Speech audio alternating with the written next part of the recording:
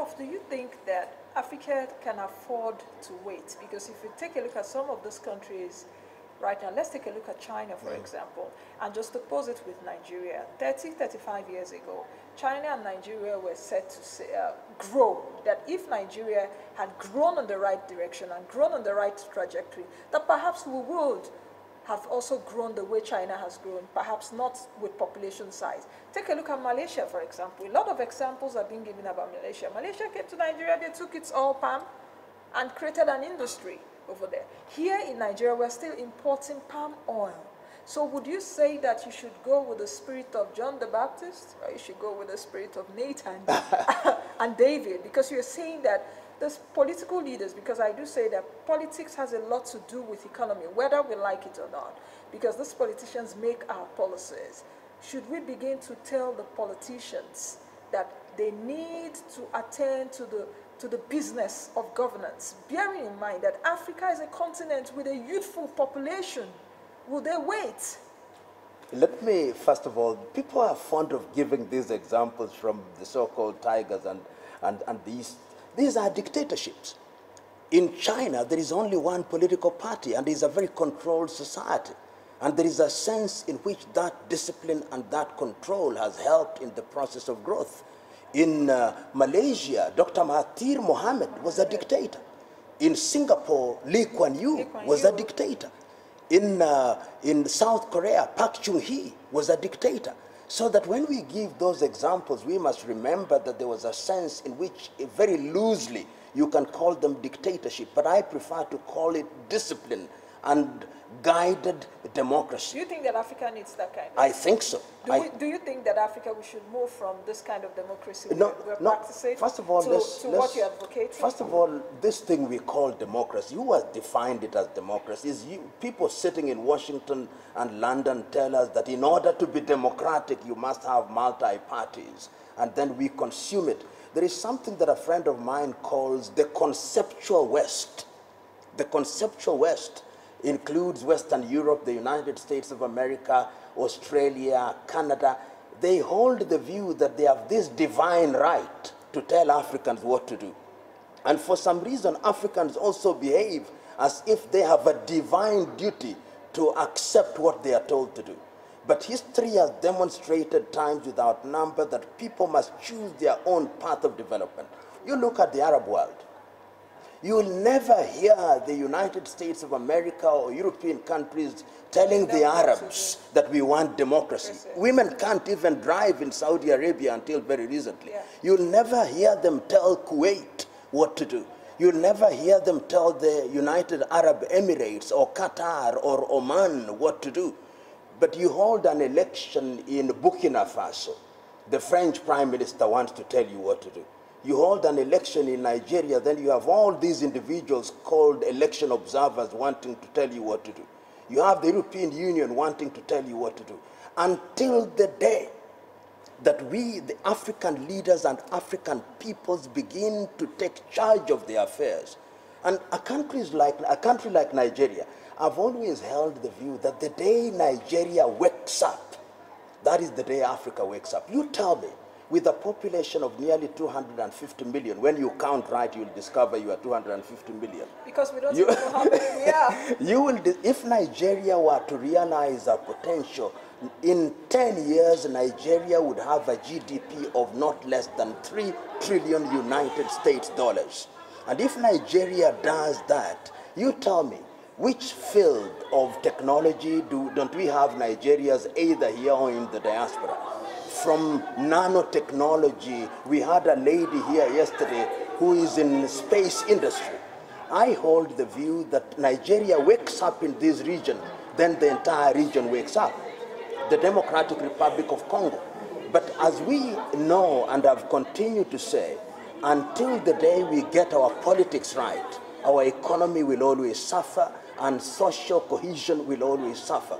So going forward, what I'm saying, is that we must look at our politics and introduce hygiene in our politics. What do you mean by hygiene?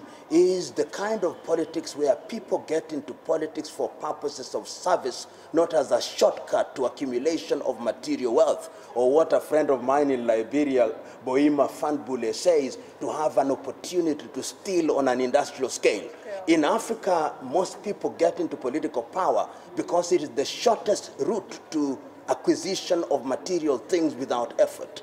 We must forget that in order to move in the right direction. Now, for example, in Nigeria, it's been said that technocrats should begin to enter the political circle. What do you think? Because we've seen a lot of politicians, like you're saying, in Africa, not just in Nigeria, that want to go in there perhaps to steal on an industrial scale, but do not have the wherewithal to be able to move an economy forward. What do you think? Because even our elections are coming up in Nigeria. We're seeing a new breed of even younger people and the technocrats saying, I think we've got to do this thing and we've got to do it right. What do you think? First of all, who is a politician? There is the tendency in Africa to try and create a distinction that is a politician is a person who does not tell the truth, a politician who is a person who does not do the right things. In my definition, a politician should be a man and woman who is moved by the desire to help the people and to be a midwife in the process of delivering economic dividends. And every person who is in politics needs men and women who are technicians. And therefore, what we need are men and women who join politics for the right reason and supported by a loyal civil service which will ensure continuity. Because once there is this good combination, this is the trick that you find in many places in the United States of America, in Norway. And I talk about Norway, if you allow me. Yeah. Norway has a population of about 5.5 million people. And its sovereign fund is nearly 1 trillion United States dollars. Yes. What have they done? Yeah. One, they have men and women in politics who desire to improve the quality of the lives of their people in health, in education, in agriculture. And you who has been anchoring these things for a long time, you know. I know. What one wants in Nigeria is the same motivation. The 36-odd governors in the 36-odd states in Nigeria should be animated by that, so that when they leave office, they are like Michelle Bachelet of Chile, who left office, had only one flat and one car. That is what service is all about. But in Africa, unfortunately, we get into politics for the wrong reasons. And until we are able to realize and to liberate ourselves from greed and short-sightedness, our people will suffer. But permit me to conclude this. Even the electorate must change. Even the electorate, the African electorate must realize that those whom they give the privilege and honor of serving are there not to be ATM machines, but to be midwives to deliver on the larger issues of health. It pains me when I see the head of a state, and we have seen it in the recent past. We have seen it here in Nigeria. We have seen it in Angola. We have seen it in many places. When they have a cold, they go to the United Kingdom. When they have a cold, they go to Belgium. When they have a cold, they go to Paris. When they have a cold, they go to Lisbon and Madrid. And yet we have professors of medicine in our country. We must stop that. The day we stop that, then our health services will be good. We must have our children going to universities, That is when our education system will improve. We must be able to assemble cars here. You know, right now, America is quarreling with a number of African countries, including Rwanda and Uganda, who are banning the importation of second-hand clothes. Yes. America consumes clothes which they don't desire, then they dump it on us. For how long will Africa consume that which Europe and America have rejected? For how long shall we be treated like children of a lesser God? And we are so treated because we also treat ourselves as if we were children of a lesser God. And who is to blame? The politicians. We have given them the resources. And what do they do with them? They squander them. What do they do with them? They steal most of it. What do they do with them? They give us lip service. What do they do with the power that we have given them? They have motorcades that are as long as a mile, but they do nothing except generate refugees and people who die in the Mediterranean and are in refugee camps in different parts of Africa. What will it take to revolutionize the economies of Africa beyond what it is right now? Because if you take a look at Africa, Nigeria, for example, is so blessed, and I've entered into conversations, even on my show, to ask some of my analysts, is Nigeria a rich country? But I think we've come to the realization that perhaps Nigeria is not a rich country, as it were. It could have resources. You go to South Africa, for example. I think South Africa is the biggest producer of platinum in the world. You go to Kenya, a whole lot you're doing with tea, you're doing with your flowers. You go to the UK, most of the flowers there, in the morning you want to give a flower to your loved one, could be coming from Kenya.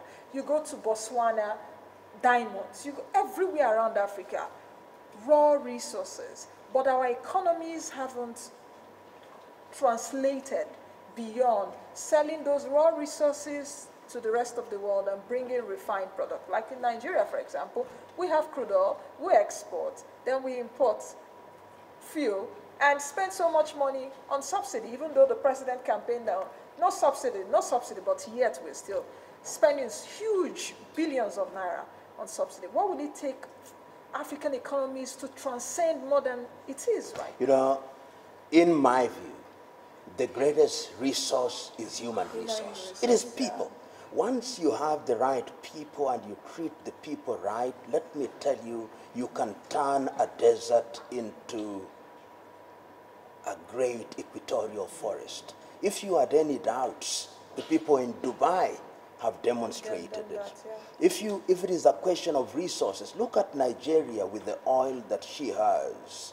She should have working refineries in Abuja, in Lagos, in Port Harcourt, in Kaduna, so that we not only produce fuel, but we have the byproducts that go with it. Sure. We could diversify our economy. It saddens me that Nigeria's economy is possibly 80 to 90% supported by oil. Where is agriculture? Where is the textile industry? Nigerians dress so elegantly. Where are the clothes made? Where are the textile industries that existed in Kaduna? I'm suggesting to us that what we must do is that we must have the right political leadership. That is the magic bullet. Otherwise, our economies will be shadow economies. Otherwise, we'll become a continent that is a scar on the conscience of humanity. With all those challenges and perhaps some rays of light around Africa, is there anything that encourages you the most about Africa at this time? Yes. What are those things? That there are few leaders who have seen the light. And these leaders are beginning to do things that are changing the quality of the lives of their people. It is not as dramatic as we would want it to be, but one can begin to see the signs of it. And I keep on mentioning these leaders perhaps too often, but it is good to mention them. I keep on mentioning people like John Pombe Magufuli. He has recently ordered the dismissal of 10,000 civil servants who had fake certificates. That is bold. It is painful to those who are earning salaries, but is there gain without pain? I see hope in Tanzania. I see the president of Botswana leaving office because he has attained the age of 65 and the constitution says that he should leave. And he leaves a country where there is hope in all sectors, where the per capita income is not merely a statistic in the books, but you can see that the quality of people's lives are changing. I see President Hage Geingob. He is suffering, of course, from youth unemployment, but there is a sense in which they are conscious about it. I see Paul Kagame, what he has done even with the integration and inclusion of women in governance, the highest in the world, anywhere in the world. And what he's doing with rural Rwanda, where even the delivery of medical supplies is now using drones, where the household income has been improved through encouraging 1 cow and 1 acre per family. I can see those developments also beginning to happen in Akufo-Addo's Ghana, despite the fact that he's being criticized on a daily basis. But they criticize Christ himself, so they'll criticize you anyway. But one can begin to see those signs. Cyril Ramaphosa, perhaps it is too early to judge him, but I was impressed that when he was at the Chogam and there was unrest, he went back home. He was sufficiently touched. I know he's facing the problem of how to deal with the land issue. I wish him Godspeed, but I believe that Cyril Ramaphosa will be an improvement of Jacob Zuma in terms of his worldview, in terms of consciousness that there is a problem, but it's one that ought to be resolved in a proper manner. So I myself hold the view that we are not a lost cause. I hold the view that Africa is moving in some direction, not at the pace that we would desire. What one now needs is to go back to Agenda 2063, the 7 pillars. One of the things that we must do is to silence the guns. You know, at one time, perhaps this was too romantic in the manner in which I thought about it, but I said that if I was the chair of the AU and the president of the AU, I would call a meeting with the consent of all the heads of state, of all active guerrilla movements and their leaders in Addis Ababa, to ask them only one question: what do you want? What do you want? So that we deal with it. Just like it was done. Yeah, what do you want? So that we silence the guns. Once we silence the guns, then I can move from Addis Ababa to Niamey. I can move from Ouagadougou to Dakar. Then I can do agriculture. Then we can talk about the road from those places. Then we can open up Africa. Then we can control our countries so that we integrate these individuals. Latin America has done it in our lifetime. Of course, there are still remnants of these dissatisfied people, rebels without a cause, but they can be contained. And I say this because it has been done. Until 1975, Brazil was under the clutches of dictators. Today, Brazil has a GDP of over $3 trillion. It is in the jet industry. Argentina was in a similar situation. Chile was in a similar situation. Nicaragua, Uruguay, and all these countries. And in my lifetime, I've seen it change. China, in my lifetime. Why can it not happen in my lifetime? Rwanda, in 1994, when I was an adult, the naysayers and the pessimists had written the obituary of Rwanda. In my lifetime, the Rwandese are standing tall. It can be done. So what disturbs you the most? What doesn't make you sleep at night when you think about Africa? The most, number one. That we have men and women in positions of leadership whose only claim to fame is that they desire to steal on an industrial scale, and that they don't care about their countries. Can we change? We must change. We must change. And it is the people who are going to change it. If we needed any lessons, the Arab Spring taught us. The Arab Spring taught us that when Hosni Mubarak is messing up the country, the doctors, the lawyers, the barber, the market woman must come into our equivalent of Tahrir Square and remain there until the dictator goes. That is what we must do. We must do it to all these dictators so that they know that they are not going to mess up our lives, and once they have messed them up, they run to their villas in different European capitals. If we do that consistently, then I hold the view that Africa will change in the right direction and in a proper manner sooner rather than later. There are those who say that perhaps we've talked for too long. We must continue talking. I hold the view that in this world, there are those who must just talk. That is what they do best. It is the talkers who then energize the doers. It is a relay race. The word must always be alive and well. The voices of those who speak may not be heard, even in their purest tones, but they are never silent. And there are few who will now take the mantle, the silent one, whose only claim to fame is that they do. If we combine these efforts, I have no doubt in my mind that Africa will realize our potential. What would be your advice to Nigerians at this time as we prepare for the elections? We're in a pre-election here. The atmosphere is a little bit getting heated. Some are not happy with President Buhari coming out for the second term, he's declared. Some are also saying the space has got to be more enlarged for other people to come in.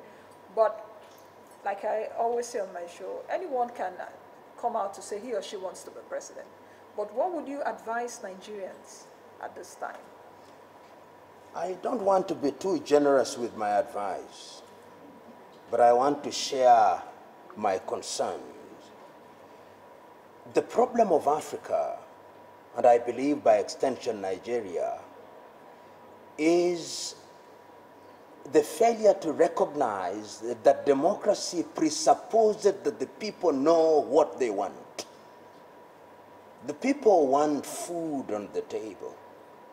The people want security in their homes. The people want their children to go to school. The people want health, good health care when they are unwell. The people want the opportunity to enjoy life. Those who offer themselves to be your leaders must be men and women who are capable of delivering those goodies.